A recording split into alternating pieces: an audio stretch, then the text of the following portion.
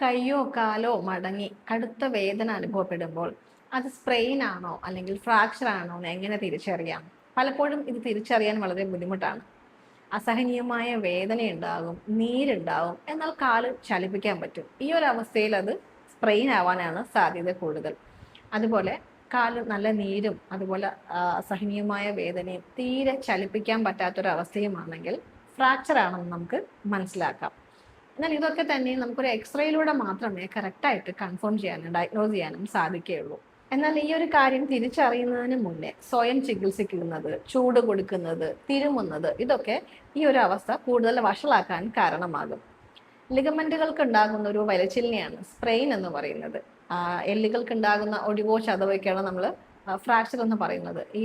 ഈ രണ്ട് സ്റ്റേജിലും ഫസ്റ്റ് നമ്മൾ ചെയ്യേണ്ടത് ലിഗമെന്റുകൾക്ക് ഉണ്ടാകുന്ന സ്പ്രെയിൻ അല്ലെങ്കിൽ ഉളുക്ക് നമുക്ക് റൈസ് ഫോർമുല ഉപയോഗിച്ച് ഒരു പരിധി വരെ പരിഹരിക്കാൻ കഴിയും. എന്താണ് റൈസ് ഫോർമുല? പ്രോപ്പറായിട്ട് റെസ്റ്റ് എടുക്കുക, ആ ഭാഗം ഐസ് പാക്ക് വെക്കുക, ശരിയായ രീതിയിൽ കംപ്രസ് ചെയ്യുക, കുറച്ച് ഭാഗം എലിവേറ്റ് ചെയ്ത് വെക്കുക, ആ ഒരു എഫക്റ്റഡ് പാർട്ടിൽ എലിവേറ്റ് ചെയ്ത് വെക്കുക. ഇതാണ് റൈസ് ഫോർമുല.